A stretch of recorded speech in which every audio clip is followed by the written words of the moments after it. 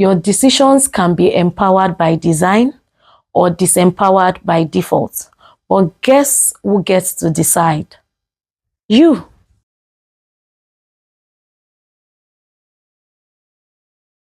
Hello everyone, welcome back to the Intentional Lady Intentional Living Tribe. And I hope, like I would always ask, you are enjoying the journey thus far. Drop your thoughts in the comment section and I'll be more than willing to have a conversation with you. If you are new on this channel, you might want to watch previous videos to gain proper context and clarity. And if you're an OG, welcome back. Yeah, so good to have you on here. Thank you for the likes, the shares, and the comments. I really appreciate every single one of you on here. And I do not take your time for granted. And just so you know, you are the reason why I'm showing up every week. So thank you for sticking around. So in today's video, we're looking at the D of intentional living. I mean, oops, gradually, you know, it seems impossible until it is done. So we're getting there. So let me say this, like I must really confess and be very vulnerable this time around. You see this D, was a hard nut to crack. I was stuck between discipline, decision, and determination. Like those three are very, like they are powerhouses, but we just have to stick to one and trust the Holy Spirit, you know, to bring decision as the D of intentional living. Because trust me, every other D's are very important. The discipline, very important. Determination, very important. But the decision stands out. So today we're looking at the decision of intentional living, which of course is the next muscle you need to develop in your journey of intentional living.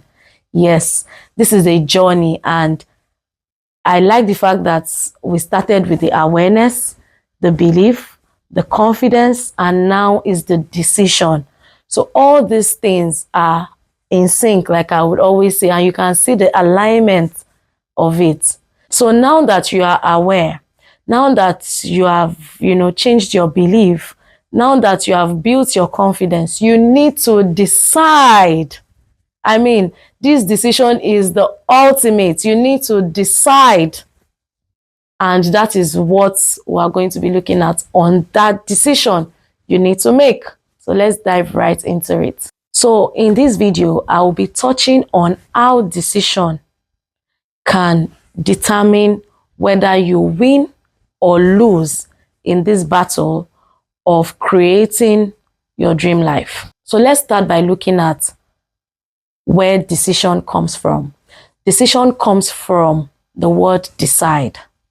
And what does decide means?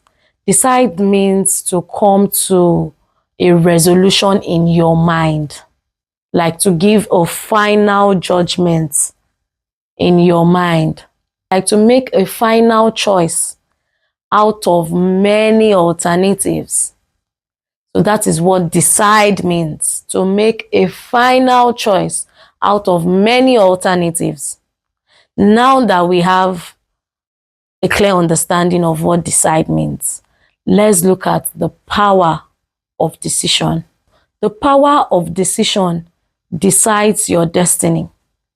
And the decision does not only affect you, but it affects everyone around you. So you have the power to either design your life or leave it to default just by decision. So, and the moment you decide to create the life you want by design, the moment everything in your life begins to change. Trust me. You would wonder, like, what is happening? Like, the moment you decide to create your life by design and not by default, everything around you changes. Everything in your life changes. Absolutely everything in your life changes. And you begin to wonder, what happened? What did I do? How did I do it? It is just the power of decision that is at work. So let me deviate a bit and tell you a little secret. Now, every purpose looks like a joke at the infancy of it. It looks unrealistic. It feels weird. It looks unheard of, like it sounds unheard of. And if you're not sensitive enough, you will join the multitude of people around you to undermine that purpose, to ridicule that purpose, and to take that purpose for granted. Just like the way Saul gave David his armor and his helmet, and he rejected it and believed so much in his sling and his stone. So you have to be very sensitive to you not undermining your purpose because it feels like a joke or it looks like, something that is not put together.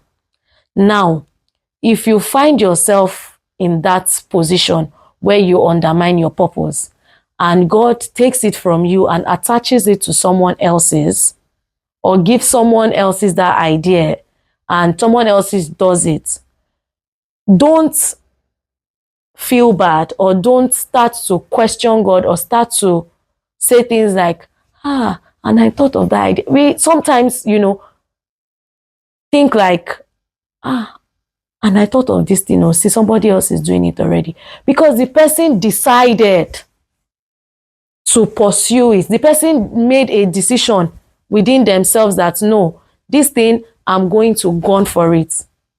And you also made a decision to abandon it because it didn't look put together, because you feel you don't have the resources, because you feel you don't have what it takes to pursue it. So now you're feeling bad because someone else is doing that thing you probably thought of, or that idea that was, initially given to you that was later taken away or attached to someone else's.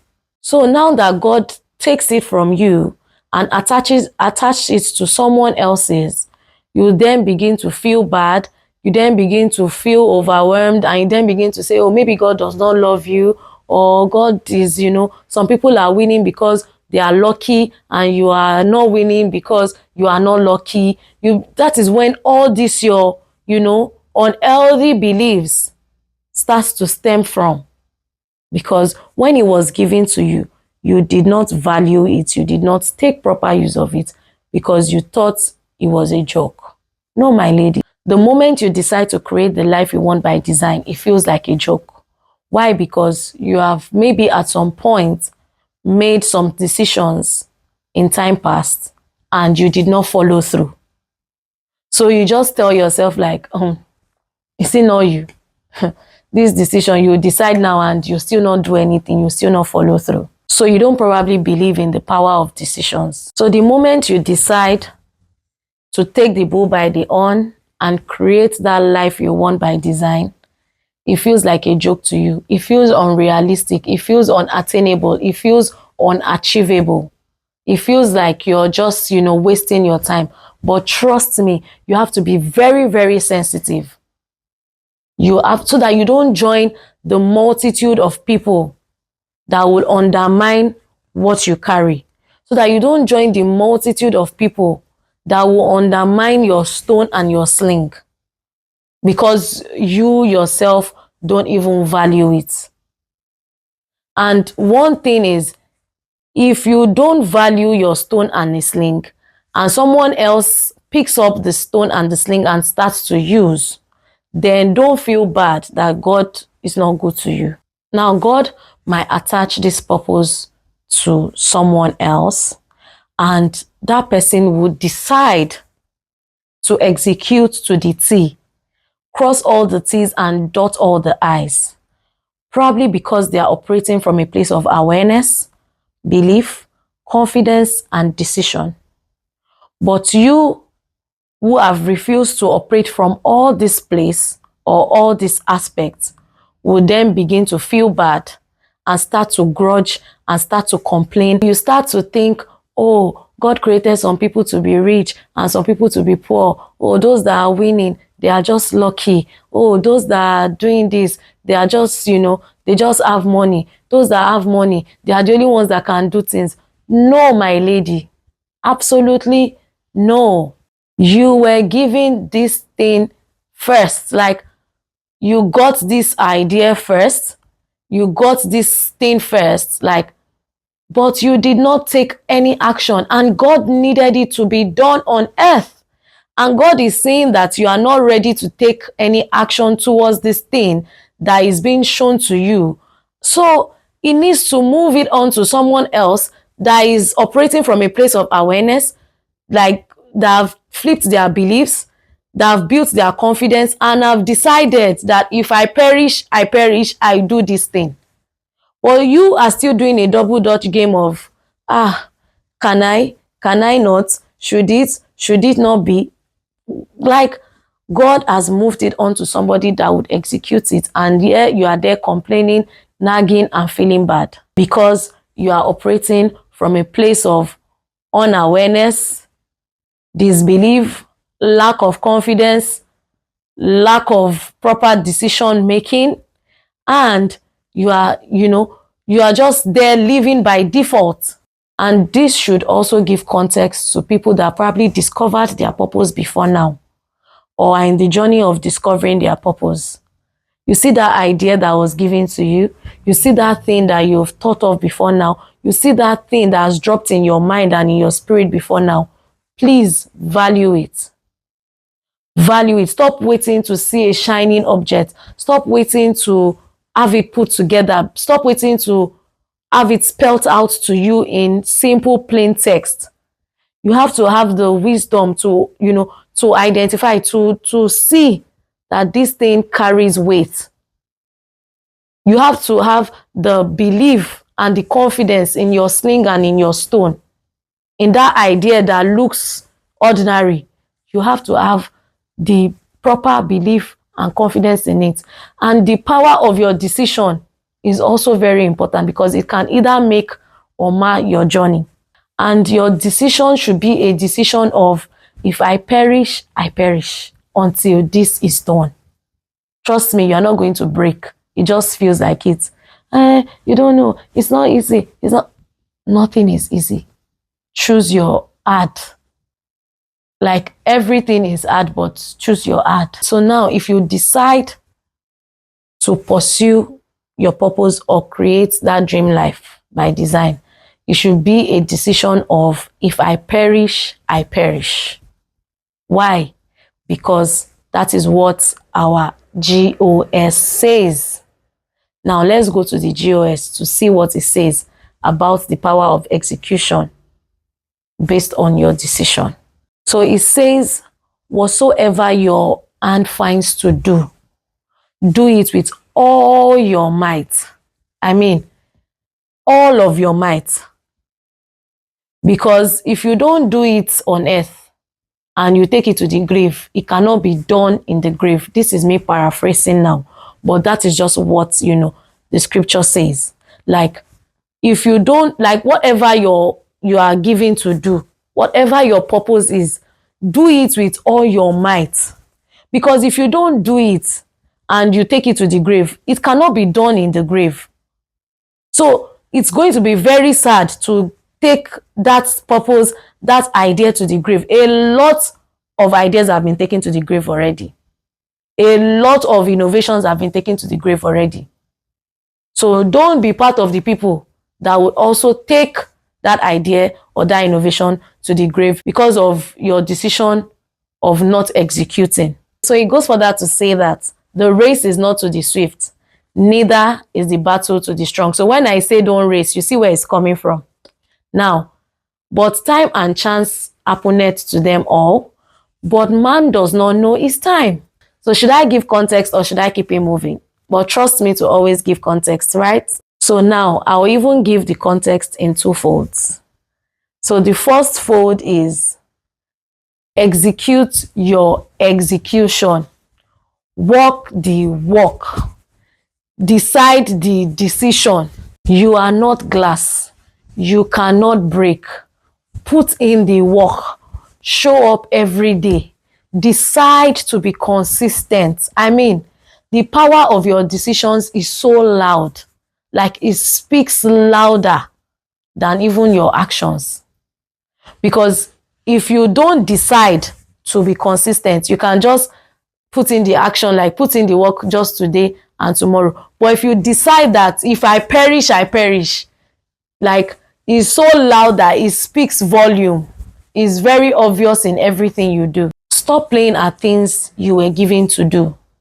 Stop trying at things you were given to do. Stop sticking a toe in the water and say, let me just try. At least I tried. They will not say I did not try. So you come and say, at least I shall have tried. So if anything, like if it goes wrong, you come to say, at least I shall have tried. So you will not say I did not try. It will be like, let it not be said that I did not try. At least I shall have tried. I shall put one toe inside the water. It shall did not work. I tried. When it clearly states that whatsoever you find your hands to do, do it with all your might. I mean, all of your might. So the second fold is preparedness. You have to decide to be the best. You almost have no competition. That's why I always say stay in motion. Because when you are in motion, it shows preparedness. It shows willingness. It shows someone that is ready to put in the work. But when you just sit and you fold your arms and you're just waiting for magic to happen, then it shows that you are not ready to take up. You are not ready to even begin the journey to start with. So why you are staying in motion is because you don't know when time and chance will happen for you. So it doesn't come and it meets you like this. So when it comes, it meets you on the journey of awareness. It meets you on the journey of, flipping your belief system. It meets you on the journey of building your confidence. It meets you on the journey of you deciding to be the best version of yourself, to be the best of the best, that you almost have no competition. So there's an alignment that just goes in sync. Like there's a sync with it. So you are not left clueless. You are not feeling, oh, what just happened? So when your time comes, you can execute effortlessly without so much effort. Abraham Lincoln once said, I will prepare myself, maybe my time will come. But the honest truth is, whether you are prepared or not prepared, your time will come. But when your time comes, it would either expose you or reveal you. So it will either reveal your preparedness or expose your unpreparedness. So don't settle for mediocrity. Decide to settle for excellence. Why? Because excellence scales incrementally. Mediocrity scales exponentially. So do not settle for mediocrity. Decide in your heart of heart that my decisions will be empowered by design and not by default. So decide that your decisions will be empowered by design and not by default. Don't wait for people to give you flowers or hand you trophies in the infancy of your decision towards the pursuit of your purpose. I must say this here. So don't think people will clap for you or people would hand you flowers or hand you trophies in the beginning. No. Nobody would even care. Like, some people might not even support you. Some people might even think what you're doing does not make sense. Some people might, like your family, your friends, they will see you and they will look away. But you can't blame them and you can't grudge them because the whole thing was not given to them. So your decision to stay on course is not because of them. It's because of what you know and the thing that was given to you. So you just have to set the intention for your decision and be in motion. So start by practicing on the lion and the bear now. Through preparedness. And so that you can face the giant. And don't run away from the lion and the bear now. Because if you do, you would also run away from the giant. That is lack of preparedness. So show preparedness by setting the intention for your decision now. So when time and chance comes, it does not expose your unpreparedness. My mentor would say, amateurs practice so they can get it right, but professionals practice so they cannot get it wrong. So which one are you? Are you an amateur or a professional. In case you are new on this channel, I am Anu Balogun, and I was sent to you, yes, you, to help you stop living and start intentional living to create your dream life by design and not by default. Don't forget to like, share, subscribe if you have not. Drop your thoughts in the comment section, and always stay intentional with your actions. But before I go, I will give you your assignment. Yes, there's always an assignment at the end of every video. So your assignment is to write out just one decision that would help you be the best version of yourself. Yes, you are not writing so many. It's just one. And that is why I want you to write just one, so that you can achieve and execute. So that you can execute and achieve it. Just one decision that would push you and propel you to be the best version of yourself. Know that I am always rooting for you. And don't forget to stay intentional with your action. And I'll see you in the next video.